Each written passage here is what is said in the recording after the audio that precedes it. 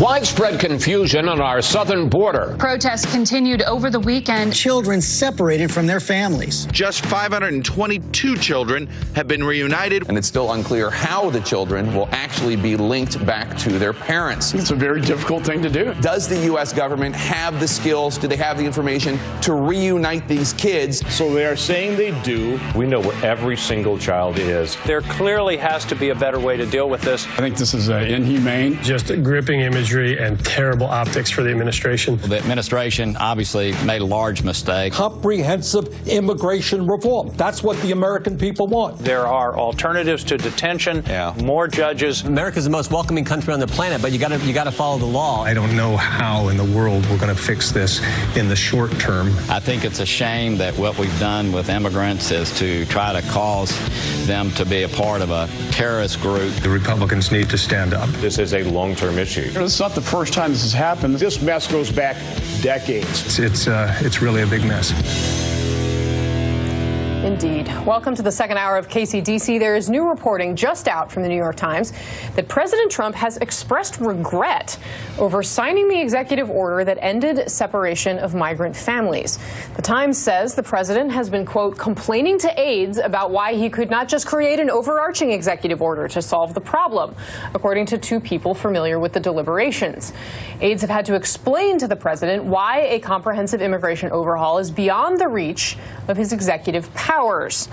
Joining me on set, senior political reporter for Yahoo News, John Ward. Washington Bureau Chief for Vice News, Shauna Thomas, is still with us. And political reporter for the New York Times, Ken Vogel, joins the conversation as well. And joining us from New York, senior reporter for Vanity Fair, MSNBC contributor, and author of Born Trump, Emily Jane Fox. Thank you all for being here. I want to start with this report from Maggie Haberman. Ken Vogel, your colleague at the New York Times, essentially saying that the president wishes that he hadn't done what he did last week. He wants to do something more sweeping, but oh wait, he can't. Meanwhile, he seems to have tweeted that the Congress shouldn't do anything because they can't until they get more seats in the Congress. Yeah, and you see that regret being telegraphed a little bit in those tweets today, where he's talking about when someone comes into our country illegally, we should send them back from where they came immediately with no judges or court cases. That seems to directly contradict the executive order, which says we will keep the families together. We won't separate the families while they await processing while they are given due process. And then he flips and says, oh, no due process. So you see a little bit of regret there. You also see him kind of saying, see, I told you so, like this wasn't a viable solution in the first place, and it's yet another twist in this very difficult to track administration position on this very thorny issue. Right. Well, and the reality is, as long as it is simply executive action, the president could undo what he did last week at any point, and it doesn't seem as though Congress is getting ready to act. Meanwhile, the Trump administration is releasing data on the number of migrant children who have been reunited with their parents. The Department of Homeland Security says more than 500 kids have been placed back with their families, while another 2,000 remain in custody. Meanwhile, the town of Tornillo, Texas, hundreds of demonstrators rally against the White House's zero-tolerance immigration policy. It is the second straight day of protests in the town, and NBC News correspondent Cal Perry is there. He was in the middle of all the action. Cal, I think one challenge here, and one thing that we're trying to make sure we're doing from our vantage point here in Washington is to keep the focus on reuniting these children and to see if, in fact, the government is able to start to do that effectively. What are you hearing from the ground about how those efforts are going? Are officials working in ways that seem to be effective, or are there kids who right now are not finding their parents? You know, the crazy thing about this story has been the lack of access that we've had to the facility behind me. There are some 250 to 270 kids on this government-run compound in the tent city. And so our information has been coming from lawmakers as they come and they try to penetrate this facility. They've been walking to the fence line, some of them invited, some of them not. And they've been getting into a various degree. The senior senator from New Mexico was here, Senator Tom Udall. He actually didn't get in a couple of days ago. He was shown some CCTV footage. It It really upset him because, of course, he's the senior senator from New Mexico. Why shouldn't he get in to see the kids? He came back yesterday and he saw them. And when he came out, that was my first question to him was, what about this reunification? When are these 250 kids going to get back to their families? And he said, look, I asked the officials that inside the facility, and I was told that I, the senator, had to call back in a week. So I think that just speaks to the sort of haphazard nature that this all came together in the past week when, you know, these senators are going in and they're asking for a plan and they're asking for details to the plan, and they're being told, look, just like the families, you're going to have to call back on Monday morning when we try to get our act together, Casey.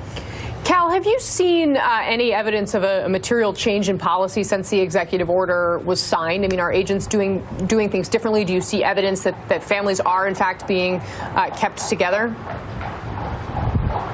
You know, there's a lot of people waiting on the bridges that come from Juarez here into El Paso. And those families are waiting because while the policy has maybe shifted because of the executive order, there's a lack of trust there that the federal government's going to actually carry out those wishes. Certainly the policy hasn't changed for the kids in the tent city behind me. They're caught in this really weird loophole. They're just sitting there sort of after the old new policy has changed because of the executive order, but it's not clear how the executive order actually affects them because they're already in custody. So really unclear how they're going to be reunited with their families. And keep this in mind, Casey, you know, a lot of these kids, their parents are already back somewhere in Central Latin America.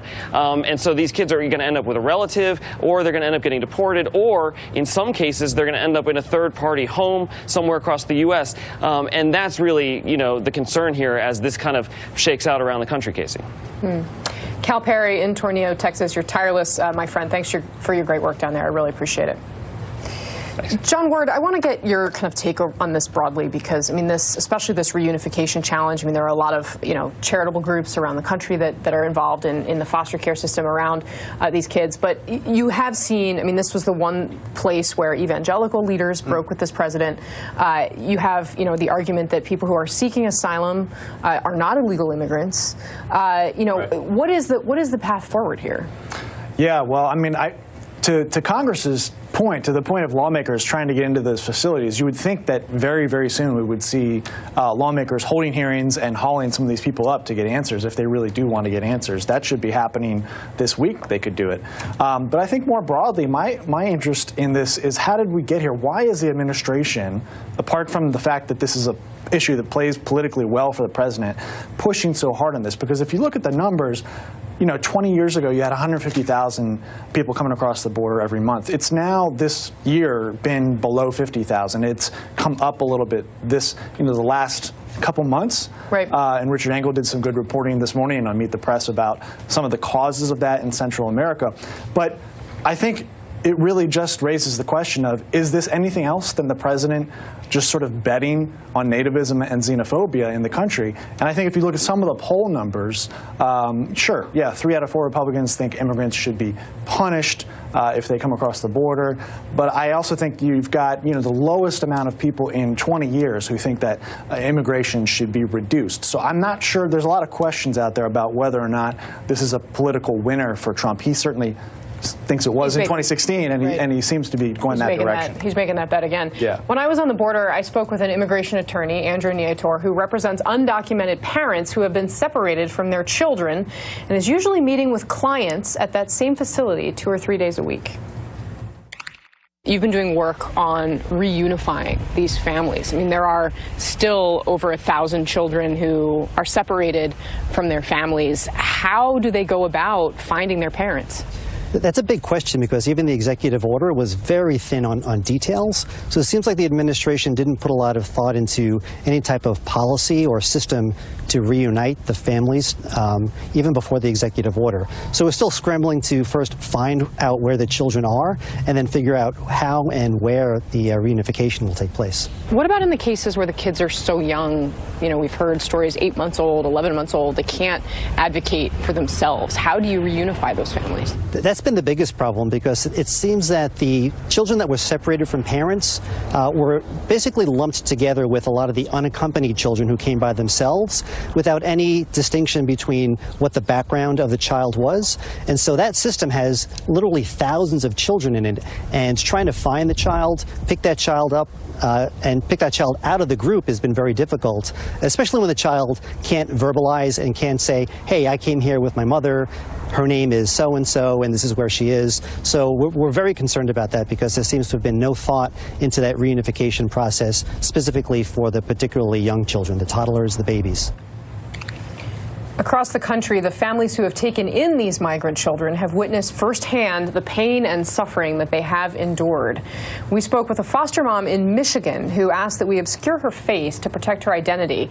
She and her husband have been involved with the refugee foster care program for nearly 6 years and have put up close to 100 children from other countries, including a 5-year-old boy who arrived on Wednesday. It's a boy. He arrived this morning after many delays of a flight trying to get here, and right now not trusting adults and very quiet, although he's been made a little bit of progress this morning. When kids first come like that and they're very quiet and shy and just you can tell they're really overwhelmed, we will make their world very small and then expand it as they start to explore and try to help them in healthy ways start to adjust to being in our home. There seems to be more of an intensity with the reactions of the kids as far as, you know, what's happening. They seem to know less of what's happening, and that always creates so much trauma on top of the trauma of the journey, on top of the trauma of why they left their country in the first place. Kids very upset, they just don't know what's going on. The anxiety level just, again, is very, very high. Stomach problems, they don't want to eat, sleeping troubles. It's been very difficult to watch them. We had a little girl that just left not too long ago, and that was all she said, was mom, mom, mom, mom, mom. She had 2 words, and they basically amounted to mom and grandma. Is what she is saying, and it probably was 2 weeks before she said anything else. Obviously, some people cope with some things better than others, but it will definitely, some people will probably never recover from being separated for this time period.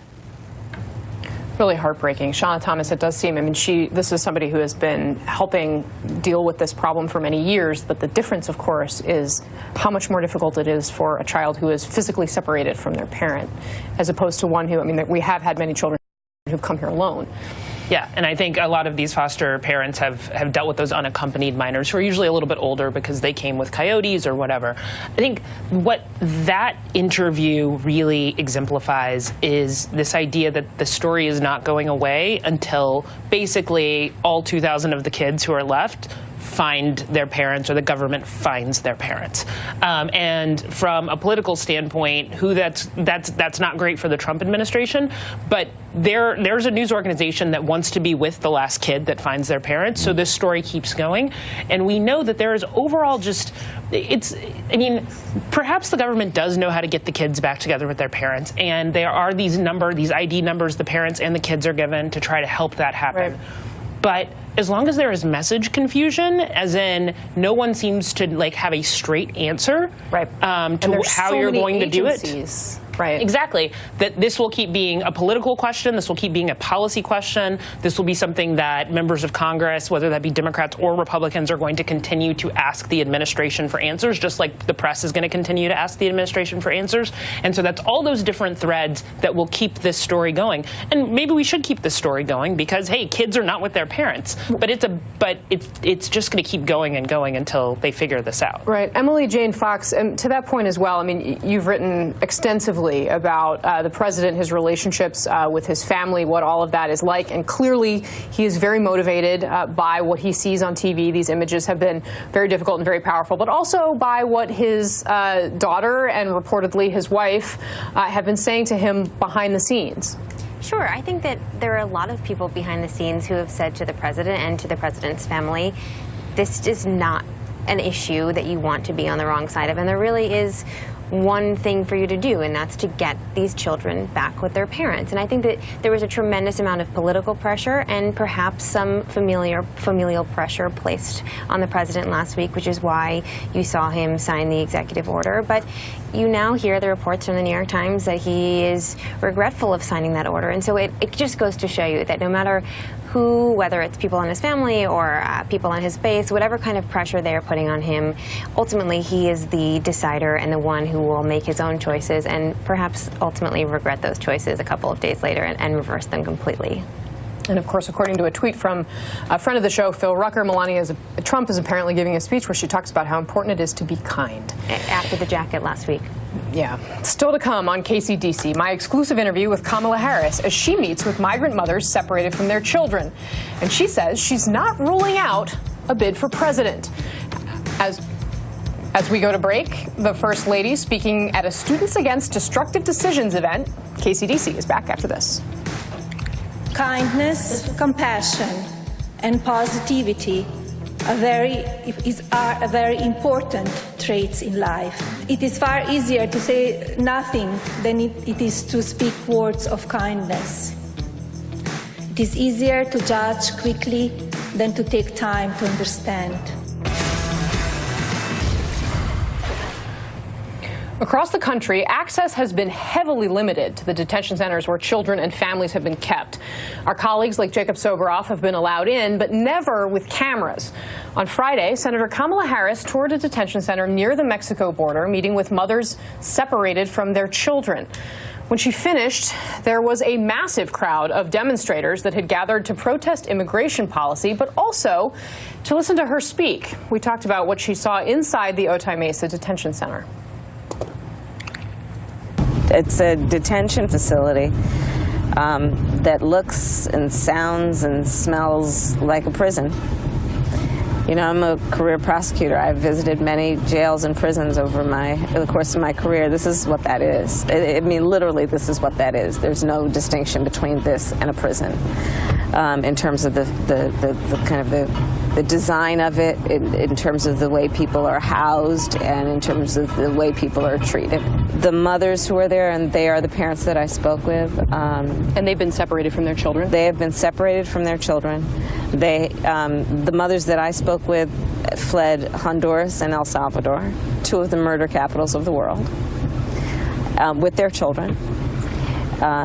They came through Mexico on caravans, arrived on our shores seeking asylum, and shortly after their arrival, their kids were taken from them, children as young as 5. They don't know where they are. They think they may know, but they get conflicting information. They have not had any regular contact with their children. The people who maintain that facility told me that they allow the parents to have phone calls for free without charge. When I sat with the mothers, they said that's absolutely not true. They get charged for their phone calls. So a day of labor, they get paid $1. The phone calls are 85 cents a minute. You do the math. Many of these women are waiting months simply to have their first asylum claim hearing. So many of these women are waiting months to even have their first hearing to determine if they're eligible for protection. And just understand that delay delays also their ability to be reunified with their children. And Casey, I mean, one of the components of this whole issue that is just so heart-wrenching is, you know, let's just break this down for anyone who has parented a child, anyone who has been a child. The idea that in those formative years of life in particular, without any explanation, without any notice, without any preparation, a parent would be separated from their child forcefully. I mean, you know, it's either, emotionally at least, it's by force, if not by physical force. It's incredibly traumatic, and so we are creating layer upon layer of harm to these folks. So to suggest that they are criminals, and then, you know, what I find maddening is the idea then that we're going to suggest that they're equivalent to MS-13 and transnational criminal organizations is just so wrong, and it's just untrue. Again, I've prosecuted transnational criminal organizations. I've focused on transnational criminal organizations who traffic in drugs and guns and human beings. There's no question, prosecute them. But we're talking about moms in this prison who have fled domestic violence, sexual abuse, threats to the safety of their children and their sons. And we're treating them like common criminals. And recently the Trump administration made a change that said, or is arguing that domestic violence shouldn't be a reason to claim asylum. That's right. They've said that domestic violence should not be a reason to claim asylum. They have rolled back the protections that existed for pregnant women. And there are pregnant women in that prison right now. And there are pregnant women in that prison, I'm told, who have had miscarriages since they've been here over the course of the last couple of months. Not to mention, on top of all of that, what they did in terms of rescinding DACA, which are young people who are in this country who, are here by no fault of their own. There's a systematic, I think, and clear constellation and policy perspective from this administration as it relates to children and families and women. A lot of the signs at the rally you just held were people standing there saying, abolish ICE. Yeah. Is that a position that you agree with? Listen, I think there's no question that we've got to critically re-examine ICE and its role and the way that it is being administered and the work it is doing. And we need to probably think about starting from scratch, because there's a lot that is wrong with the way that it's conducting itself, and we need to deal with that. What do you think should be the alternative to ICE?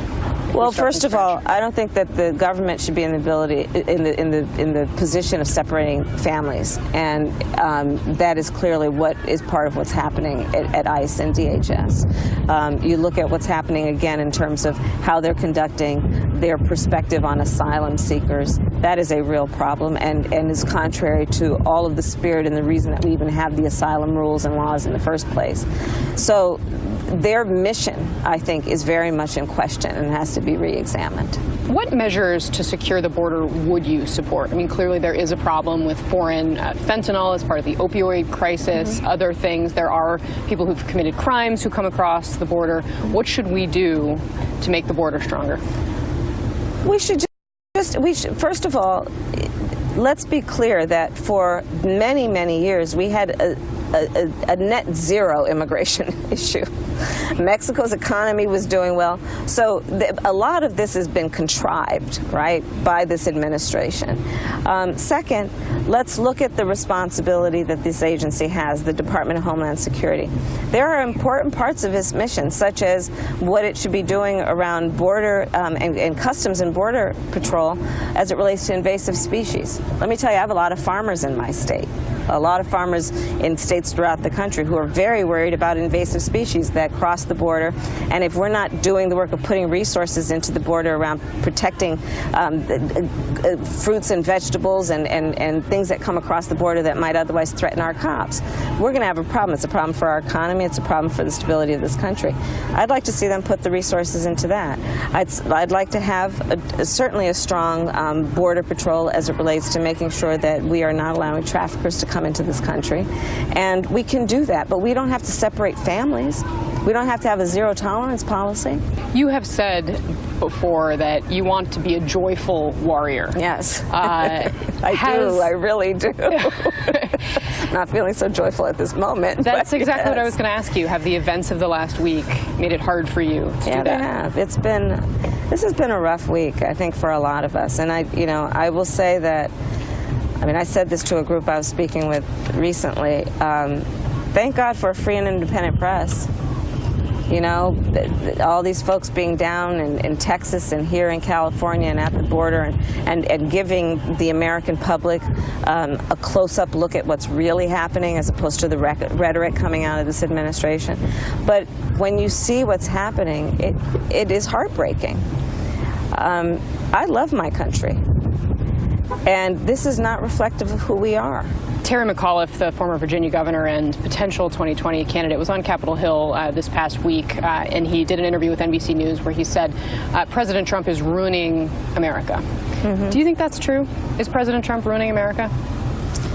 Listen, I think that this president is someone who enjoys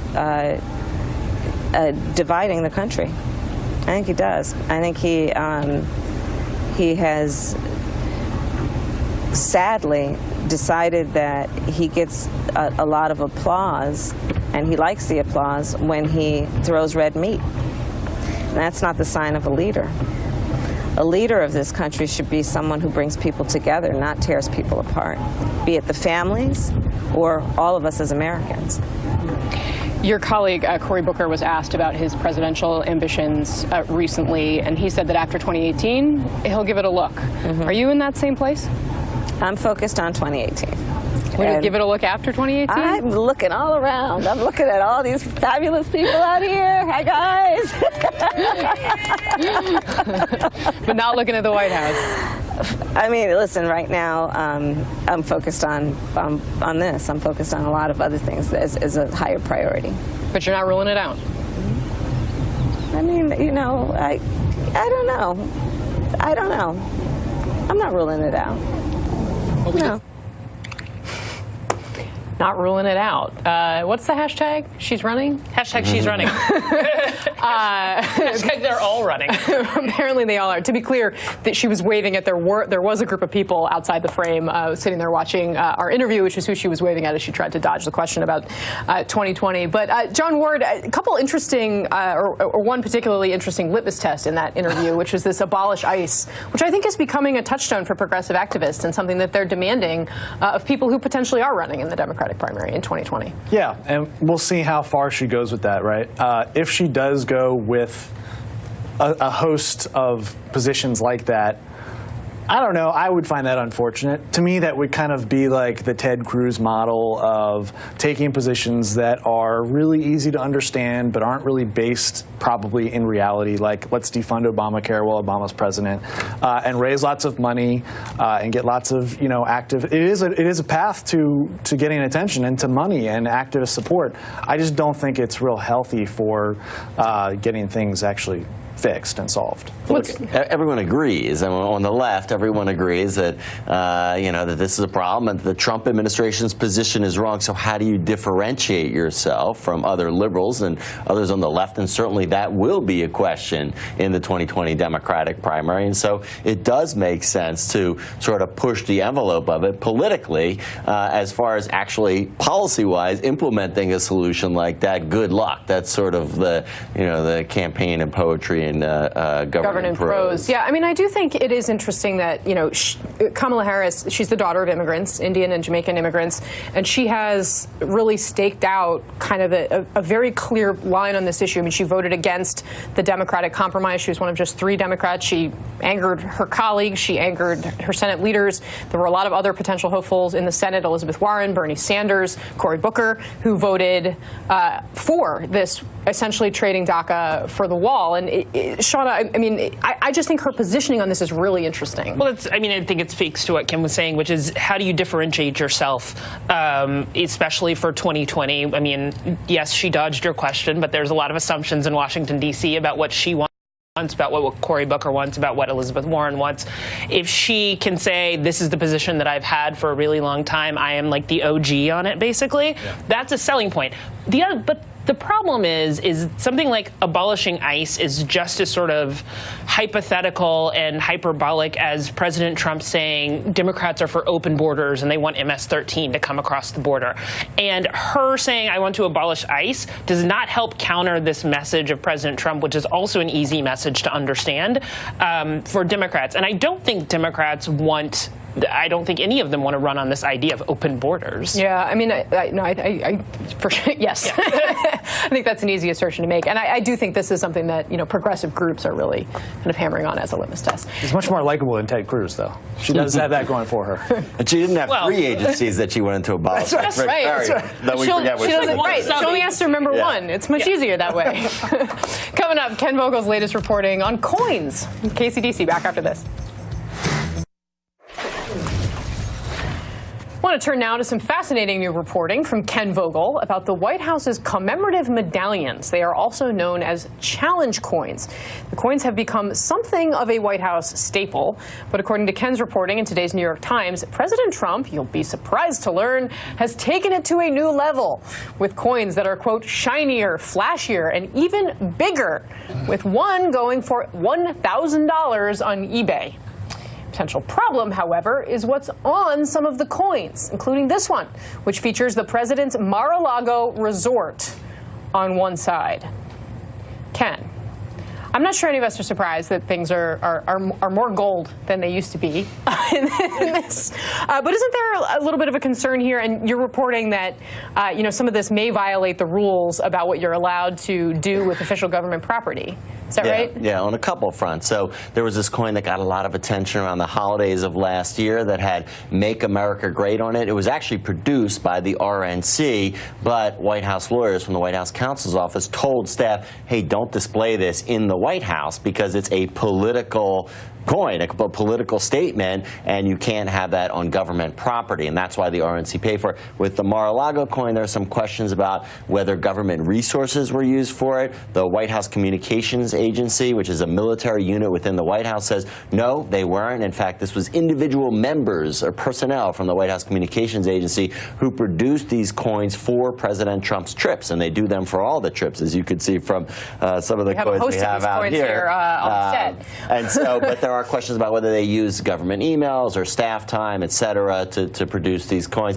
You know, there's a long military tradition here of these coins. They've only recently. I have several of them from members of the military who I've encountered. I've had sources over the years. They are actually all smaller. Now that you pointed out, they're a little bit bigger than a quarter. These are, and it's it's a little trivial, but it also does get to this idea that President Trump is sort of pushing the bounds. He's testing and even defying norms, and there's something emblematic about it in this particular case. He's defying them in a way that sort of has, calls attention to his businesses or his campaign, and also this sort of glitzy, flashy display of gold, which, we think of when we think of President Trump and his personal preferences. Sure. Emily Jane Fox, does this surprise you at all? Probably the least surprising thing that has ever happened in the Trump presidency. What's funny to me is that this is something that the president is devoting his attention to. He cares about the details of these coins, when we know from all the reporting that he doesn't necessarily read through all of his briefing papers every day or want to sit through full briefings, and so that the size of the coin and the details on the coin and the phrasing and the photos chosen for the coins, that captures his attention is the most Trumpian thing I could ever imagine. John Ward? Yeah, Ken, you mentioned the White House counsel's office didn't want these coins in the White House with a political message, "Make America Great Again," right?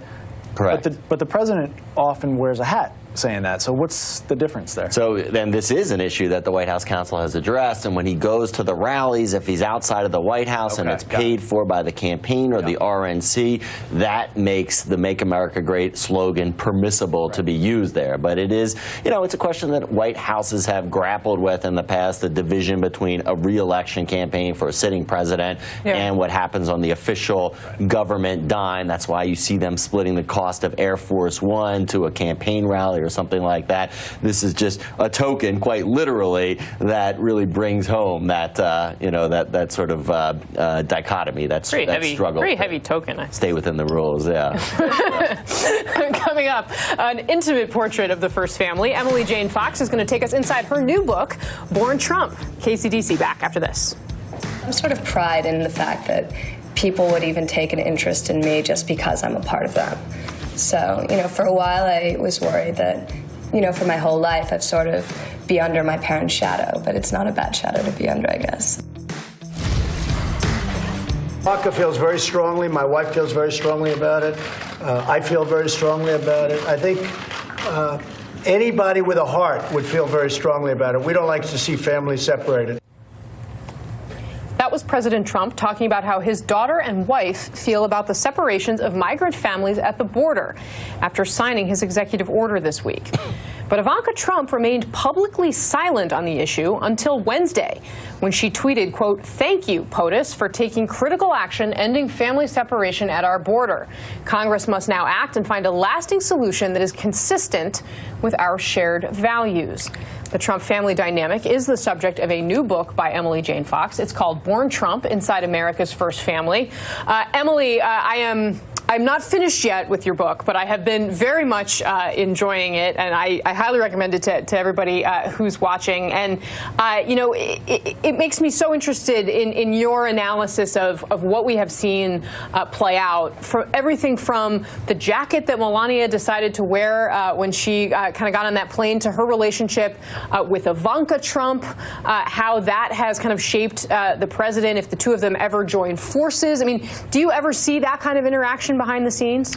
You know, the East Wing and the West Wing are fairly separate, and the First Lady and the First Daughter have a little bit of distance between them as well. It's not that there's any kind of bad blood there. I think that they each are there to do their own thing in Washington, and those things don't necessarily overlap very often. During the inauguration, there were actually some moments of tension between the First Lady and Ivanka Trump. Ivanka wanted to be very involved, and she was very interested in inauguration being sort of a Camelot, a very Kennedy-esque moment. Melania Trump had some hesitations about the inaugural parade. There were some security concerns, and Barron is young, and she voiced some concerns about the security and them being outside of the car for a certain period of time. And from all of my reporting, Ivanka Trump was insistent that she would be there on the parade route, that everyone would be there on the parade route, because she wanted this to be this historic moment. What actually ended up happening was that Ivanka and Jared were trying to put an infant car seat in their armored vehicle during the parade, and they struggled to get the car seat to fit. So they actually ended up holding up the inaugural parade because they couldn't get their infant car seat in their vehicle. Ken Vogel has a question. Ken. Yeah.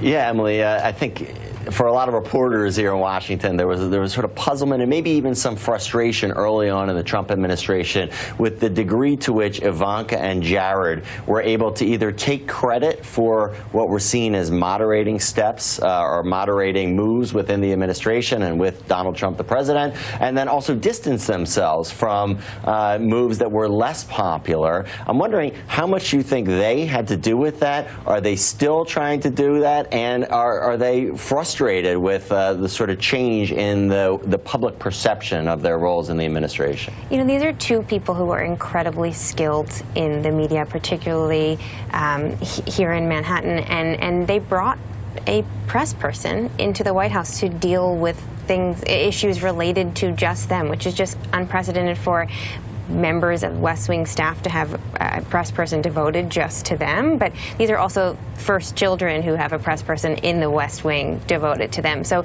their ability to handle those kinds of situations, things that they perhaps wanted to seem closer to or things that they wanted to distance themselves from, they had an apparatus with which to deal with that. I think what we're seeing now is sort of a lot of the same playing out. The response that I got from people close to Ivanka last week about why she's staying silent, you know, she's advocating behind the scenes, that is the kind of response we have seen over and over again for the last year and a half. But there is a little bit of a difference that I'm sensing. There's sort of a throwing your hands up in the air of, I'm going to get thrown under the bus anyway, I'm going to be criticized anyway, so who cares, I'm just going to do what I want to do. And that little bit of an attitude that I'm starting to see projected is new and different, and I'm curious to see how that plays out in the next controversy, which I'm sure is inevitable.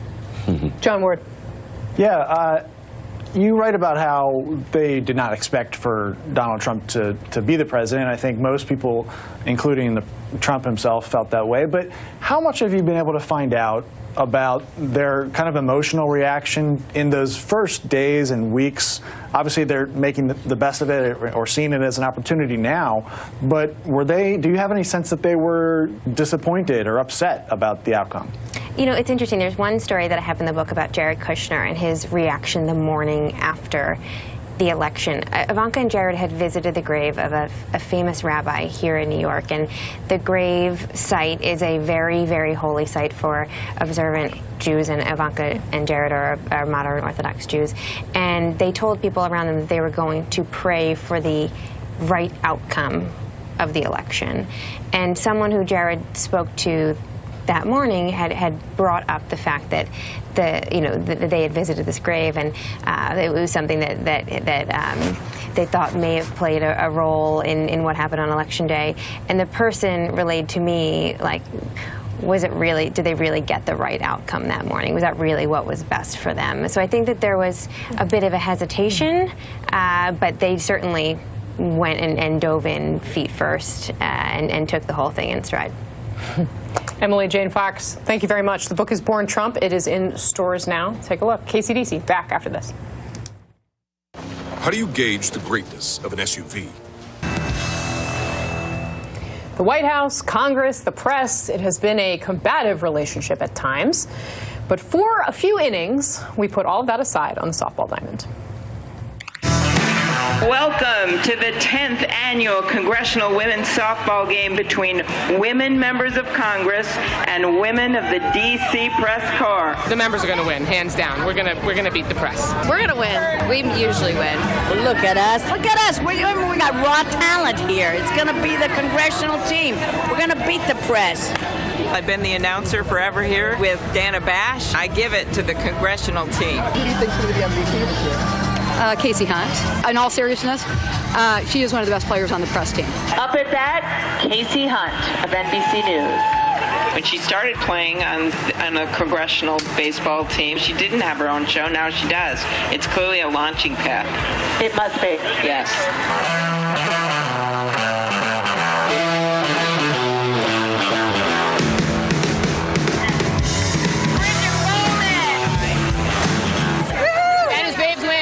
Oh my gosh. Well, everybody's a winner. You have to remember that.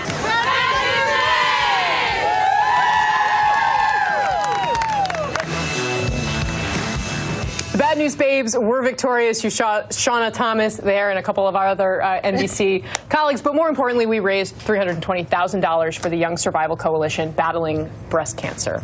When we return, what to watch for in the week ahead. Time now for what to watch for in the week ahead. NBC News has confirmed that Stormy Daniels will be talking to federal investigators tomorrow as part of the Michael Cohen investigation. So you have that to watch. I also want to flag we have this quote from Mark Warner. He was apparently overheard on Martha's Vineyard. Quote, "If you get me one more glass of wine, I'll tell you stuff only Bob Mueller and I know. If you think you've seen wild stuff so far, buckle up. It's going to be a wild couple of months." So I'll just leave that there. Thank you, Senator Warner. Ken Vogel, what you watching? Important context on that, too. That was with a group of donors. So it's like the pinnacle of donor access, donor maintenance there. Yeah. But what I'm watching for is President Trump going to North Dakota on Wednesday to campaign for Representative Kevin Cramer, running for Senate against Heidi Heitkamp, one of the most vulnerable Democrats. Cramer had actually criticized the White House for letting Heitkamp come to a bill signing. Some thought that maybe he wasn't as committed to that race. This shows he is. Shauna? I think, one, I'm going to watch for Mark Warner to walk that back, I guess. And two, Supreme Court decision. The travel ban the decision on the travel ban could come tomorrow, actually. A big deal. And John Ward, I know you have a baseball game you want to tease. We are totally out of time, so go Capitol Hill Little League. Go Capitol Hill Little League. That does it for us tonight. I don't know if I have time to show you Sasha, who was our Steadicam operator. Justin's adorable dog. His girlfriend Alex sent us to this. We will